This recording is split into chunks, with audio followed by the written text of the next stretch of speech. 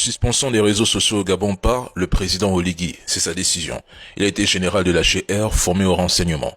Son métier, sa culture, son ADN, c'est d'anticiper, de surveiller et de neutraliser les menaces informationnelles avant qu'elles n'éclatent. Alors, ceux qui prétendent qu'il n'est au courant de rien passent complètement à côté de son passé et de son expérience. Bien que la HAC ait le pouvoir juridique de prendre une telle décision, elle est politiquement inféodée au régime en place. En gros, après les problèmes d'eau, d'électricité, le chômage, le coût de la vie, des promesses vides et des projets fantômes illusoires, voilà maintenant la suspension des RS. Les justifications officielles masquent mal l'objectif. Ce n'est pas une régulation temporaire pour protéger la nation comme le prétend la HAC. C'est une censure d'État pour empêcher que les frustrations accumulées ne s'organisent en ligne et ne deviennent incontrôlables. Un homme du renseignement comme Oligui, c'est exactement ce qu'il fait. Il coupe l'oxygène informationnel pour gagner du temps et consolider le contrôle. C'est un aveu d'échec et d'impuissance. Ce gouvernement vient de reconnaître qu'il tremble devant la critique, qu'il a peur, qu'il ne contrôle plus l'opinion et qu'il ne fait plus l'unanimité et qu'il ne convainc même plus. Même s'il rétablit les réseaux sociaux dans 2 ou 5 jours, nous retiendrons l'acte et l'aveu de faiblesse. En gros, ce gouvernement nous dit clairement qu'il a peur du regard critique, de la parole citoyenne, d'un Gabonais qui réfléchit vraiment et non d'un Gabonais qui dit seulement oui pour grappiller quelques miettes à la fin du mois. Un gouvernement qui tremble à l'idée que ses citoyens se questionnent, comparent et tirent leurs propres conclusions. Mais c'est une preuve de faiblesse. Ce régime sait qu'il est fragile, que sa légitimité ne repose plus sur des résultats, car des résultats il n'y en a aucun. Mais ce régime repose sur la peur et le contrôle.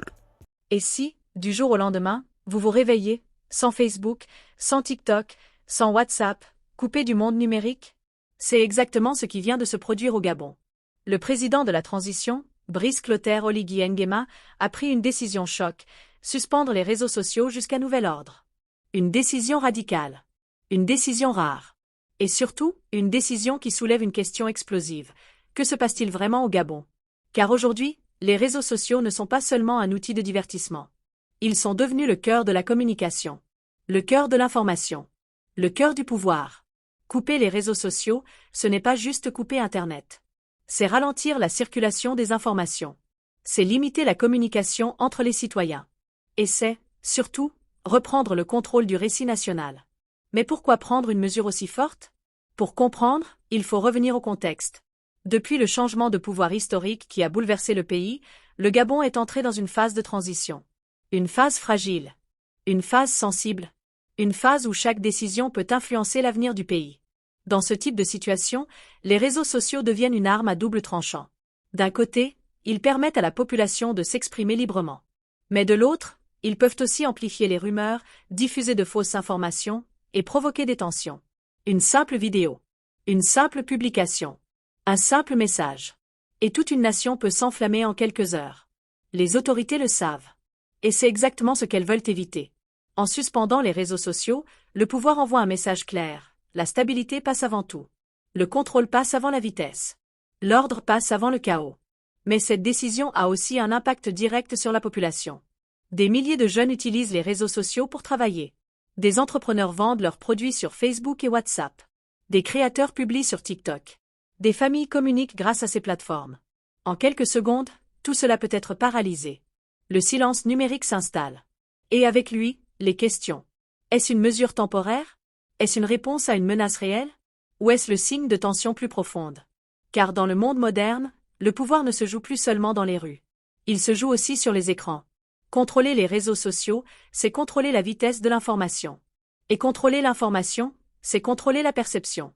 Et contrôler la perception, c'est contrôler le pouvoir. Mais cette stratégie comporte aussi des risques. Car plus l'information est limitée, plus les citoyens cherchent des réponses. Plus les réseaux sont coupés, plus les spéculations augmentent. Et plus le silence est long, plus la tension peut monter. Le Gabon se trouve aujourd'hui à un moment décisif de son histoire. Chaque décision, chaque annonce, chaque action peut renforcer la stabilité ou créer de nouvelles incertitudes. Une chose est sûre, la suspension des réseaux sociaux n'est jamais une décision anodine. C'est une décision stratégique, une décision politique, Une décision qui montre que quelque chose d'important est en train de se jouer. La question maintenant est simple. Quand les réseaux sociaux seront-ils réactivés? Et surtout, qu'est-ce qui aura changé entre-temps? Car dans l'ombre du silence numérique, l'histoire continue de s'écrire.